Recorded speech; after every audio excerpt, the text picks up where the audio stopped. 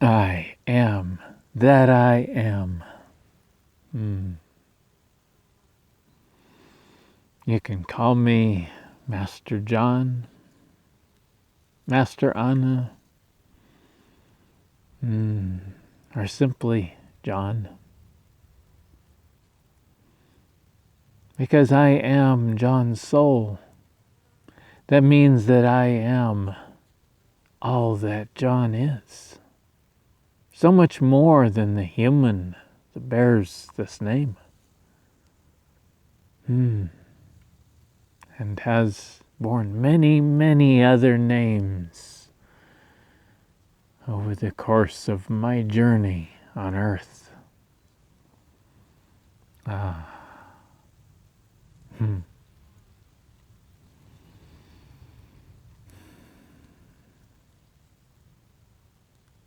am John's soul, John's divinity, embodied here on earth. So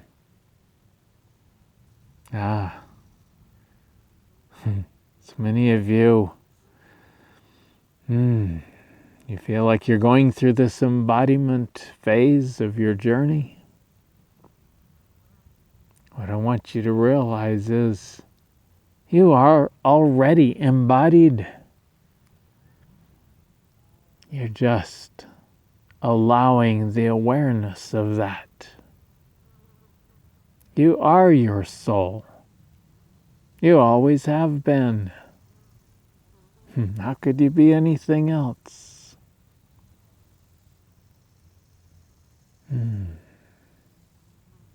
You and every body you've ever been in has been your soul. Your soul is the consciousness behind that body, within that body. The body is within that consciousness, as is everything else that you perceive. But that's for another discussion. Here on earth, you have these things called automobiles. You purchase an automobile or obtain it somehow. You get in it. You put the key in it. You bring your consciousness into it. And then you drive it around. For as long as you need it, or for as long as it lasts. Sometimes it wears out. Sometimes it gets smashed. And then you get a new one. Well, that's how your body is. And you've driven many, many bodies. But indeed, this one that you are in right now is something special. If you are resonating with these messages that we've been offering here, then you are living in a very special body. No, it's not special on its own. It came from your ancestors. It's a product of your consciousness, along with that of your mother and your father and their mothers and their fathers, and your ancestors, all the way back. But you and your soul made a choice.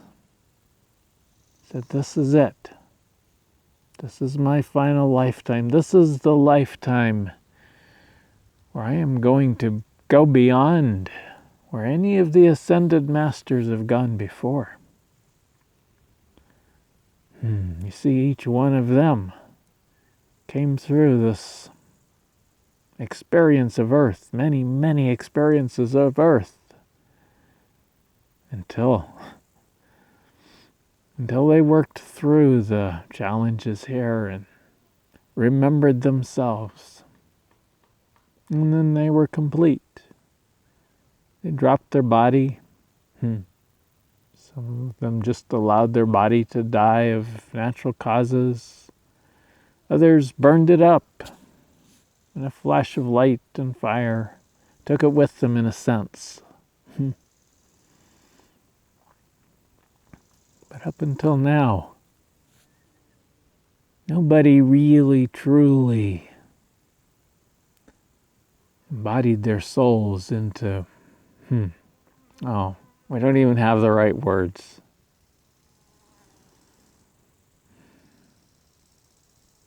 You see, you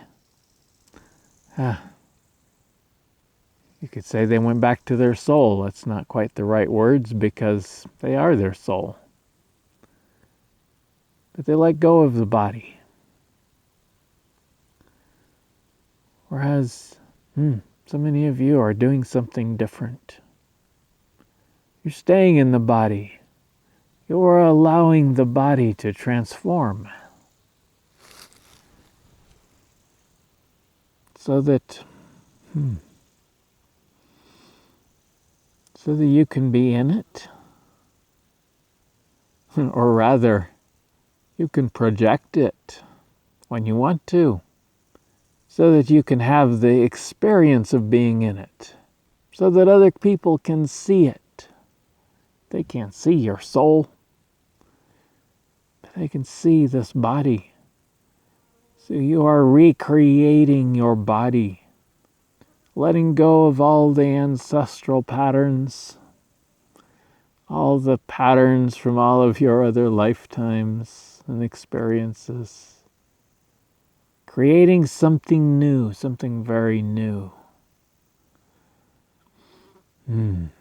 something that transcends the physical and the non-physical. You can, best word we have right now is project it into the physical. You can take it back and you can be non-physical. You can be physical here, wherever you are right now. You can leave. You can be non-physical. And then you can come back, project that body again wherever on earth you want it to be. Or even in other places, modified, of course, to match the environments in those other places. But because of your time and so many bodies here on earth, as you go forward, as you go out into the cosmos, into creation, as you go out into new creations, you know this body.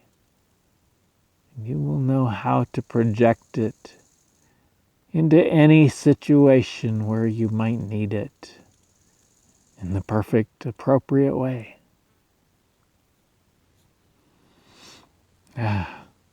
The human goes, I can't wait. This body is so tired. This body hurts so much. At least for some of you. Typically, those of you who've had the most of them, you're the ones hurting the worst right now. You spent so many lifetimes of trial and error, opening the pathways for the others so they didn't have to go through so much. But you paid the price. So much experience, so much pain. And all of that is, now it's transforming. And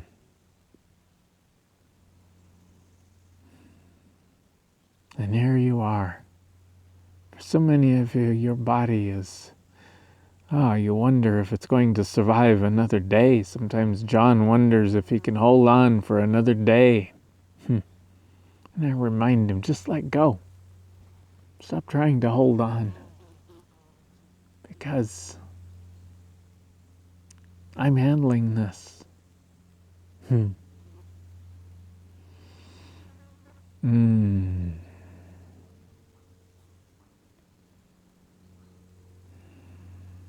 our last message, we mentioned an experience John had long ago about letting soul drive the train. And we promised to talk more about that. And it's so important right now. You see, John was, this was more than 20 years ago. 1997 to be precise. And he was living in Santa Fe, New Mexico, in the United States. And he was learning to trust. He had discovered the Abraham Hicks material, his first experience of channeling. And then he discovered the discussion group, the email discussion group for them, and he found himself spending all of his time on email, participating in that group, discovering to his great surprise that he had something to say, that he had an ability to say things in a way that people could understand and feel. So he found himself spending, he wasn't a fast writer, and he always wanted to get it right. So he spent a lot of time on email. He didn't have a job. A year before, he had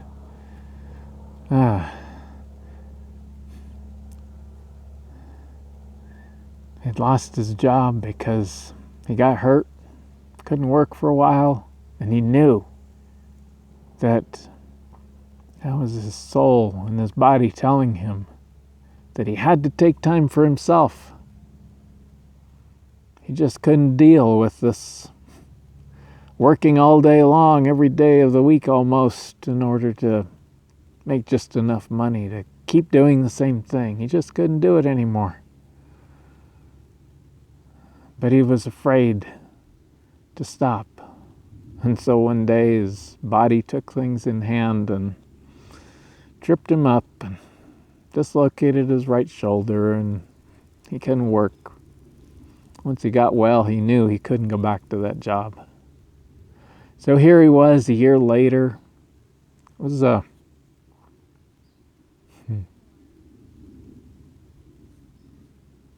was a year full of miracles.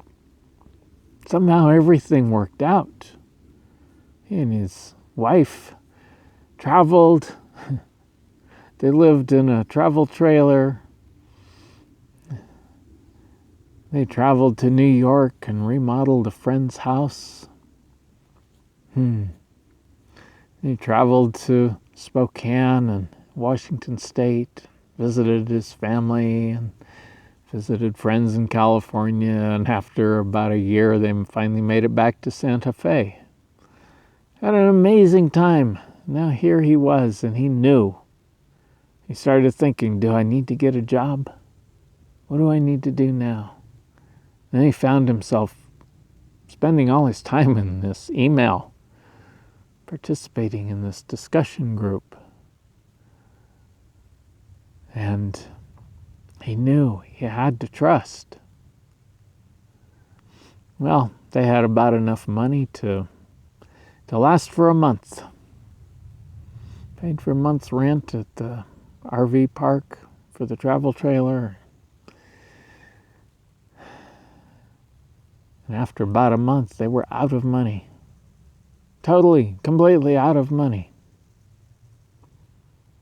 And John's wife was thinking maybe we need to leave and go out and live in the desert somewhere because we don't have any money. And John knew, no, I have to be here. I have to be connected. I have to have internet. Back then, they didn't have cell phones with internet nearly everywhere. Like, no, I have to be here. Somehow this has to work out. And I have to keep writing email. Because that's where my heart is. That's where my passion is. So he did. And, he was panicking. I kept nudging him, saying, just trust. Just trust. And on the day the rent was due, the money showed up. Just enough. In fact, 2 different checks came in the mail. Gifts from friends whose lives they had touched along the way, along their journeys. They totaled up to within 11 cents of the amount of the rent.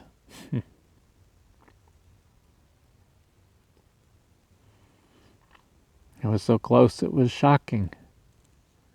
And they knew we have to trust. So, more money started coming in different ways. John took a few odd jobs, helping people out here and there. Got paid a little bit, and somehow everything worked out. The end of the second month came, and they were flat broke again, and how are we going to pay the rent? And we need a bunch more money this time, because there's all these other bills that are due now. Somehow, on the day the rent was due, the money showed up. Unexpected gifts, unexpected ways. It just showed up.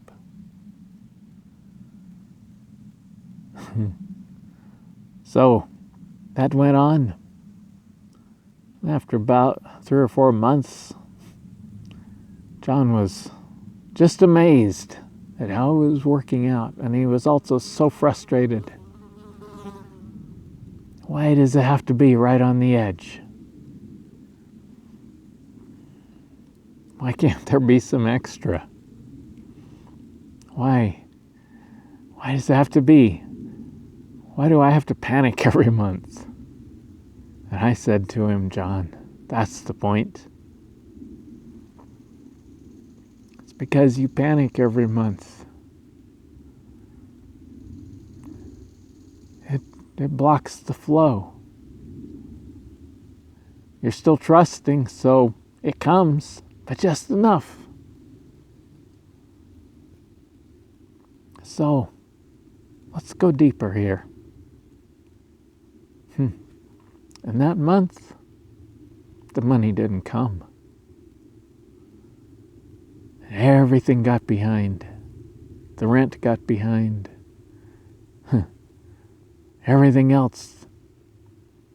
John had just enough money to buy the food he needed. Paid the phone bill on the day the phone would have been disconnected. Had just enough gas for the pickup truck to go where he needed to go around town. Just enough. And none of the bills got paid that weren't right on the edge. Finally, the end of the month came, and John knew that the people that ran the RV park, they'd been very generous in allowing him to stay, even though he hadn't been able to pay the rent on time. But he knew he wouldn't be able to stay for another month. Usually RV parks, you have to pay them in advance. And he knew he couldn't go more than a month behind. So it was The rent was due on the 5th of the month, 5th of June, 1997. And the insurance for the pickup truck was due on that same day. And several other bills were right on the edge. And John was freaking out. And his wife was away visiting some friends, and he called her up, talked, and talked about how frustrated he was and how scared he was. She finally said, I don't know what to tell you, except that what comes up is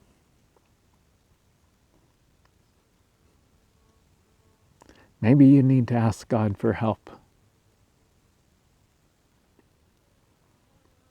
Well, that was a surprise for John, because both of them had felt like they had gone way past their religious upbringing. But John felt something. They hung up the phone, and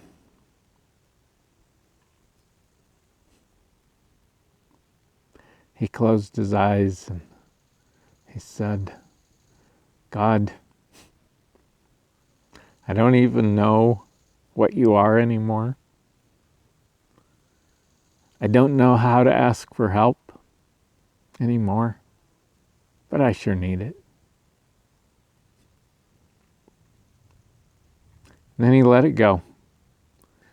What else could he do?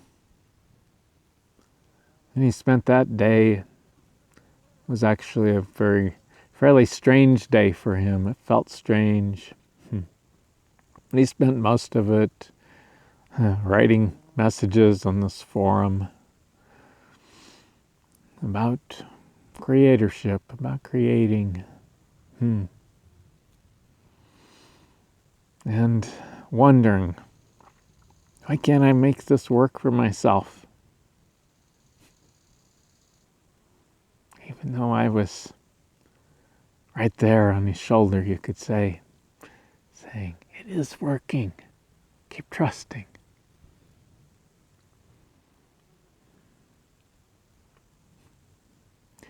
Went to sleep that night. Everything was due the next day.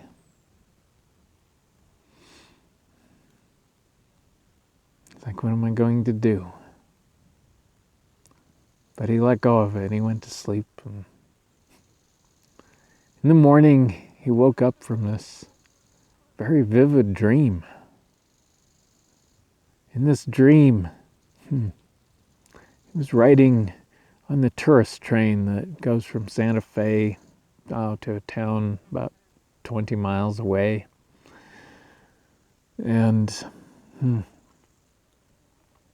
he was riding on this train. He was up on an observation deck somewhere.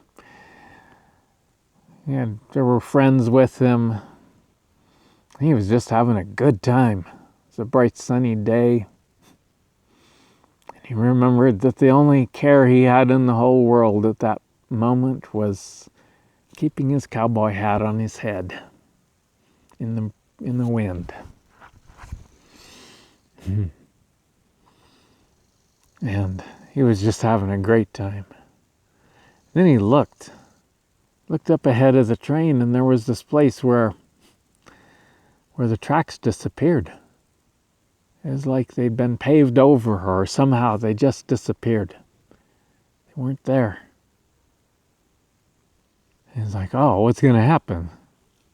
The train can't go without the tracks. We're going to crash. But then he looked, and there was this old gray-haired man driving the train. This old man did something. He wasn't sure what, but he did something, and the train was on the other side of that gap in the tracks. And it was back on the tracks and going on just fine. So, like, wow. And then it happened again, another place. And they were going down the tracks again. Everything was fine. He couldn't understand what this old man was doing. Then they got to the edge of town and came around a bend in the tracks. And there was, it was like a mountain in the tracks, or a big pile of rocks, or something as impassable barrier. And it was right there. There was no time to stop the train. There was no time for anything but a big crash. Except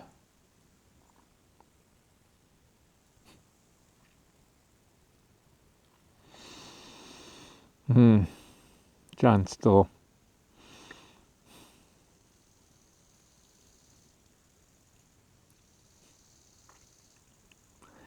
gets emotional with this story.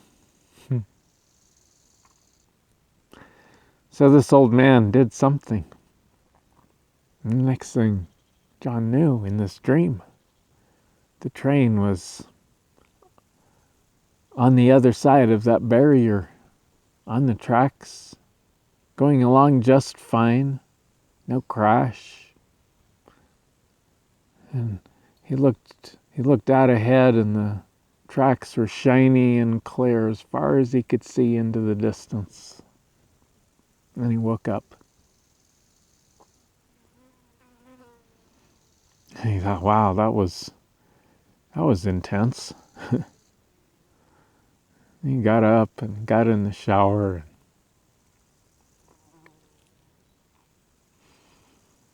About halfway through the shower, he realized what it meant. He realized that, the train is my life, his life. And, but God is driving.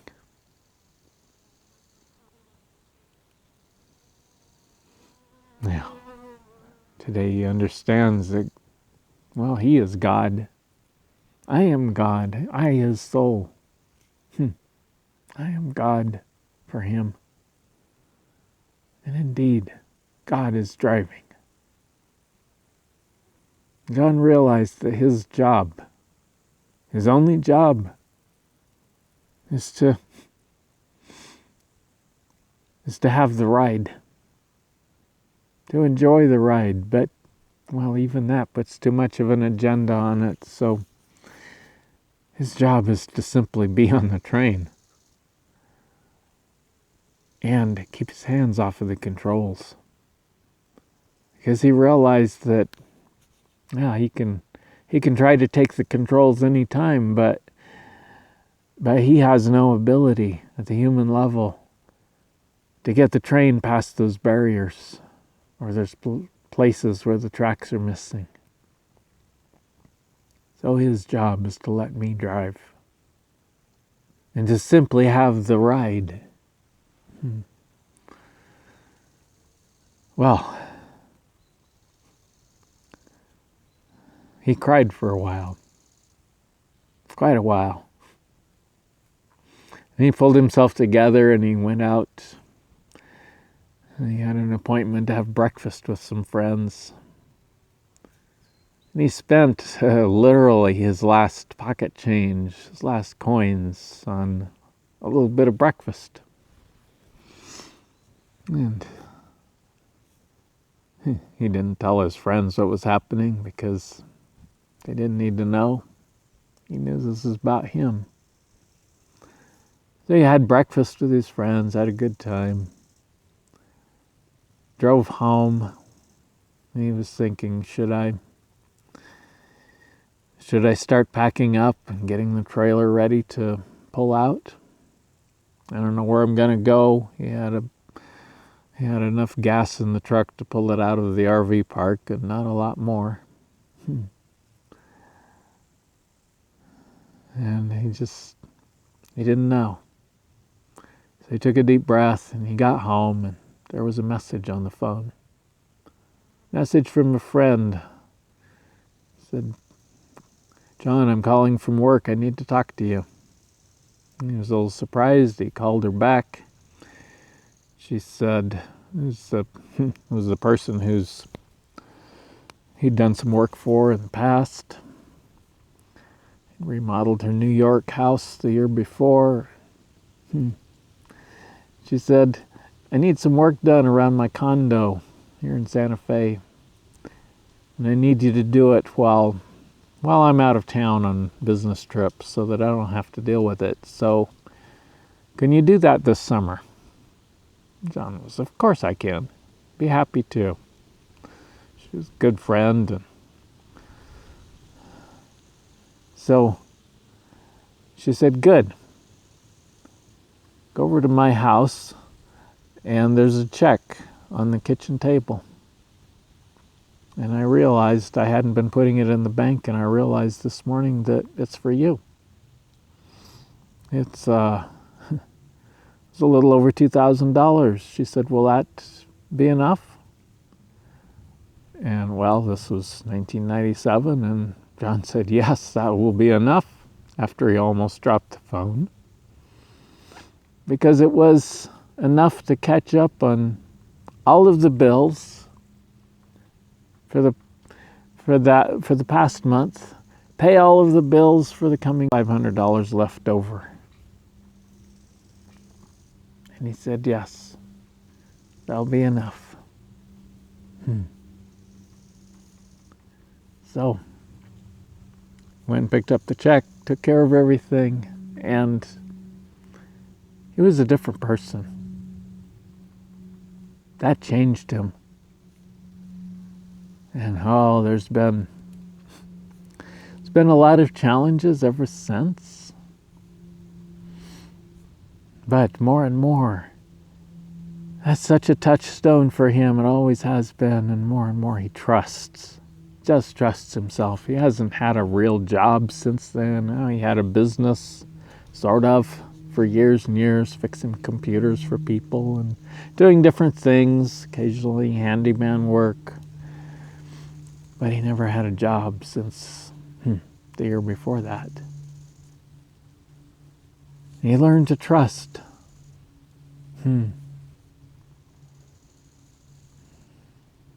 Well,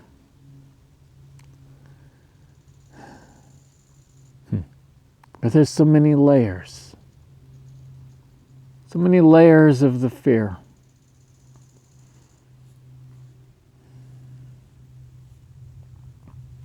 And he's had so many experiences of just trusting and everything working out. In 2010, he was diagnosed with diabetes.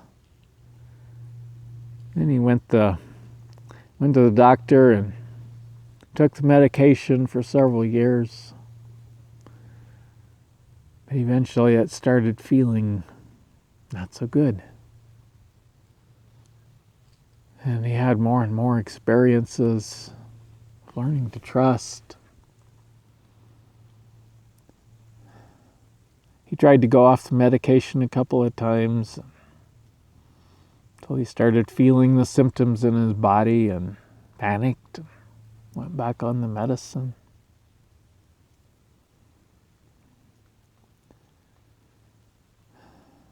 Until finally, it was in the spring of 2016 when some new experiences came that changed him even more. He started learning to trust at such a deeper level.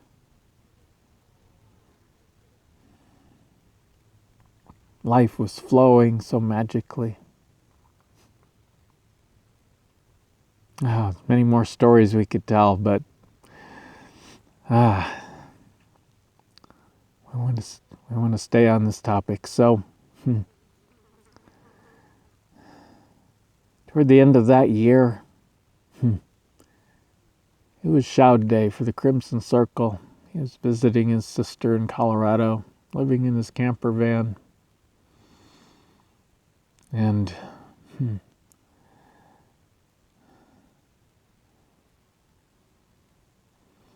he was planning to go to the shout, but he woke up and he looked at his medicine. He'd been forgetting to take it.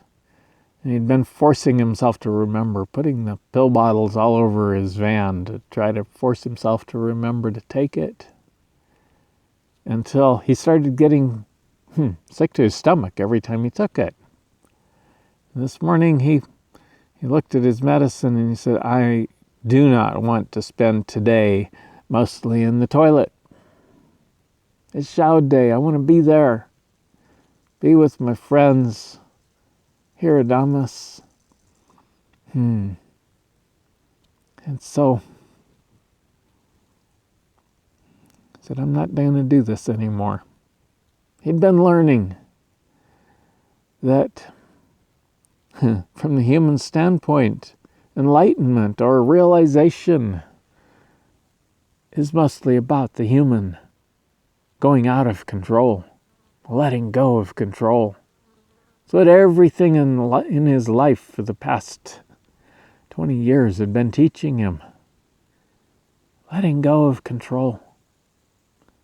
And he realized that the medical approach to diabetes it's all about control. And every time he went there, he was just locking himself in to that diagnosis, to that control. So finally he said, no more. He stopped taking the medicine. Went to the Shoud that day, enjoyed it, enjoyed himself. When he came home, he threw away his medication and his glucose meter.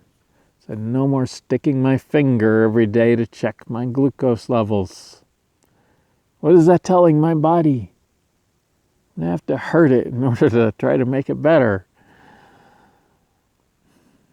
No more.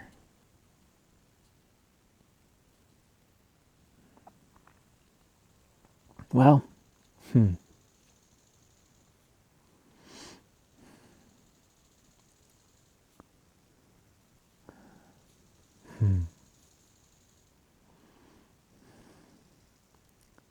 Wasn't long before the symptoms started coming back. But John kept coming back to letting God drive the train. Letting soul drive the train. Letting divinity drive the train. Because that's the key. It's not up to the human to figure it out anymore. You can't. You simply can't. Well, so we want to talk about a metaphor here. You've heard it from us before. You've heard it from Adamus before. But imagine you're driving down the road in your automobile.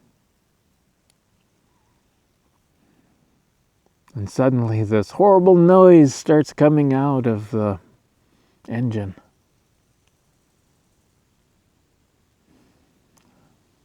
What do? Well, John's always been pretty handy with tools and a bit of a mechanic, so he would always stop the car, get out, see what's going on, and try to fix it. And, well, that's what he did with his human car also. You go to the doctor, you try to figure out what's wrong with it when it hurts.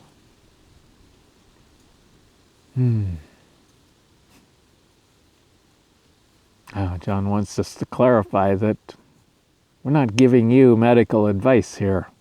You have to trust yourself. You have to let your God drive your train. We're just telling you how it worked for John.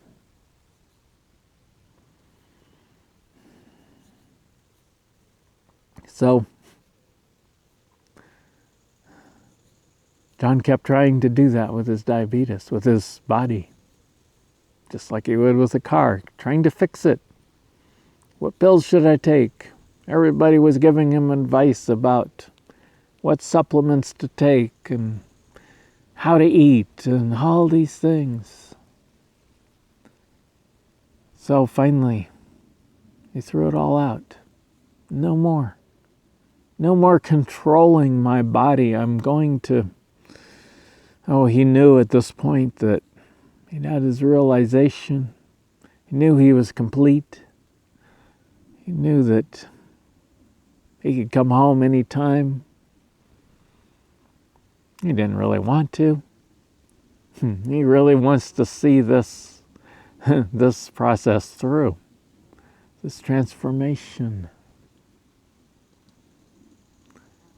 Really wanted to see it through. But he also knew that he could go anytime.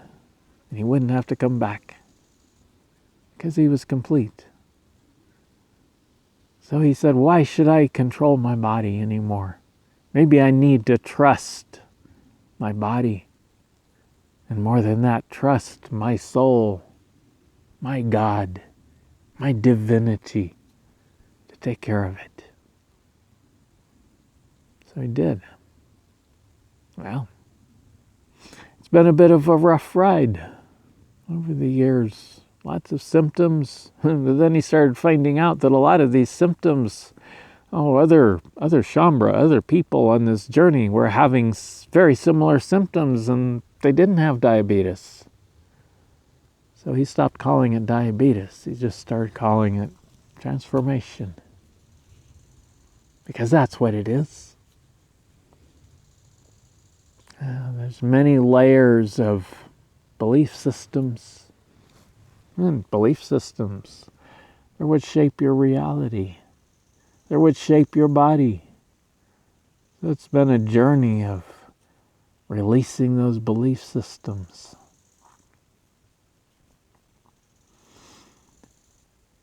And he's still here. So, back to our metaphor. You're driving down the road.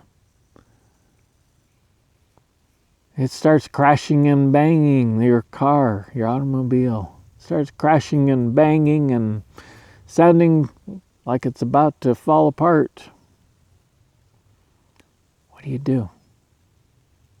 Well, at some point, you're trying to control that car. You're trying to pull it over to the side of the road so you can figure out what to do, and the steering wheel falls off. You try to slam on the brakes, and the brake pedal falls off. And suddenly the gas pedal is jammed, and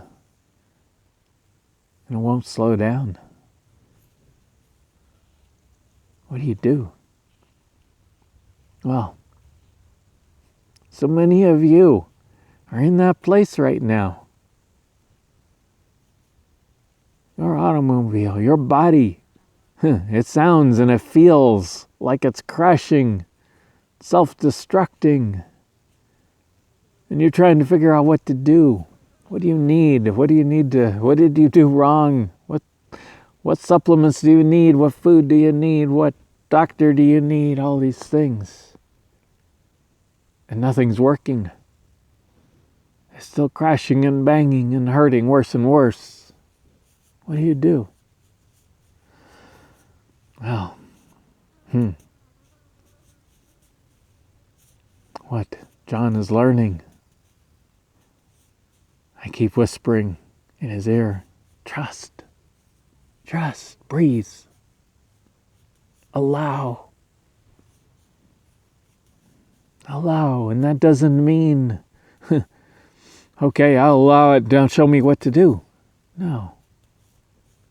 It means you feel the pain, you allow it.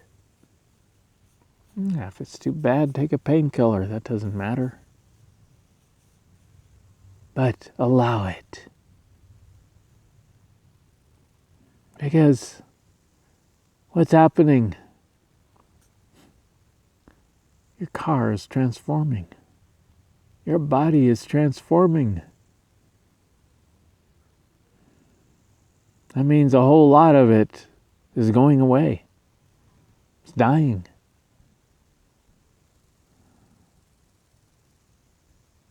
It's being remanufactured even as it's going down the road.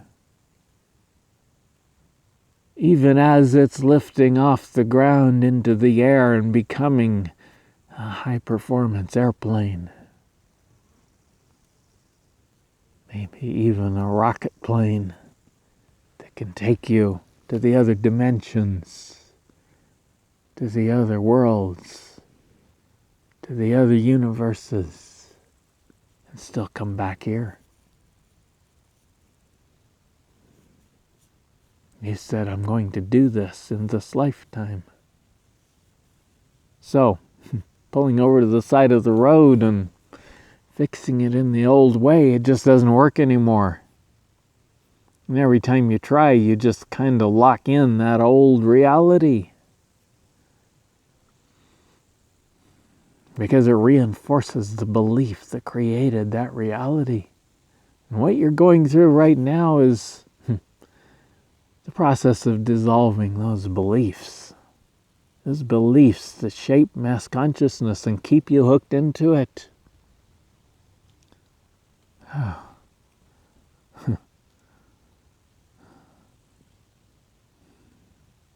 Every once in a while, John feels desire for some vitamin C or something simple like that. And that's a good thing. But after a couple of days, all of a sudden it feels yucky again. Because he knows, if I do this as anything more than just a little reminder, a little support from my body in the moment, then I'm just locking in those old beliefs, that old reality, reinforcing it. So he lets the pills go, goes on with his life as best he can, even though it hurts quite a lot lately. But he knows that's just part of the process. The process of taking, instead of just throwing this old car, this old body into the junkyard like you've always done before. You're transforming it. Only it's not you, the human, transforming it. It's your soul, your divinity, your God. It's you.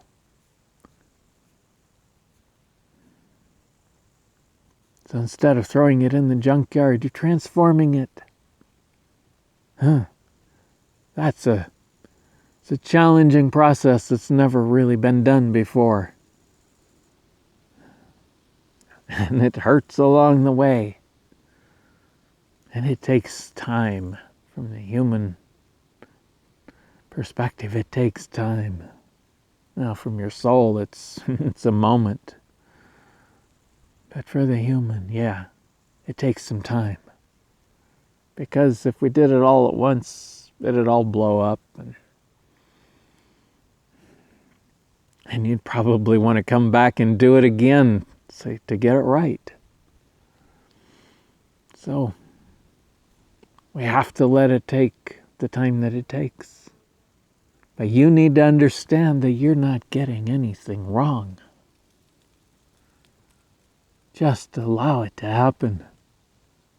And understand that God is driving the train.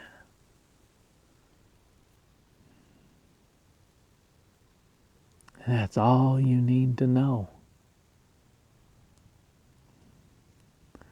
You just need to be on that train and have the ride. John used to say, enjoy the ride, but sometimes it's not very enjoyable. So now he gets it and he says, just have the ride. Look out the window. Crawl in bed and hide under your blankets if you need to. Whatever. Allow the ride. And keep your hands off of those damn controls. Because when you try to control the train, it will crash. Your soul will pick up the pieces, take you on down the tracks. But it'll be a lot easier for you if you keep your hands off of those controls. Look around you. There's so much beauty in your life right now. You look out the window of your train. There's so much beauty. And you don't have to do anything but see it. Acknowledge it. Oh, you can see the ugliness too. There's plenty of that. But that will make it hurt worse. So just focus on the beauty as much as you can. Allow everything. Allow the ride. You, the human, are not in control anymore. It's not your job to get it right. It's not your job to make sure you have the money you need or anything else that you need or to fix your body. Your job is to have the ride. Look out the window. Shine your light on the scenery that goes by. That's all. You don't need to focus your light anywhere. You are the light. Just allow it. Allow it to shine out. And allow it to shine in. You do that by finding gratitude. Gratitude for the beauty. A time will come when you will feel gratitude for the ugliness too. And for the pain. Because you'll understand what it's about. And why you gave it to yourself. Such a beautiful experience. Such a deep experience. It's never been done before. And you're doing it. We are doing it. And that's such an incredible thing. So, you are so grand. You are so grand. Let that in. Let yourself have the ride. Don't try to fix it.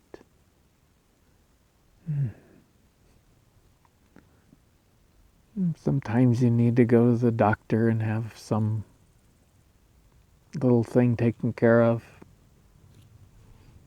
Trust that. But trust what feels in your heart. You'll know. Trust you. And understand that, it's all about letting go of control. About letting God, your soul, your divinity, drive the train.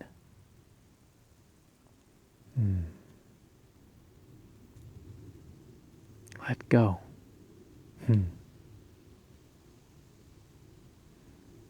Have the ride.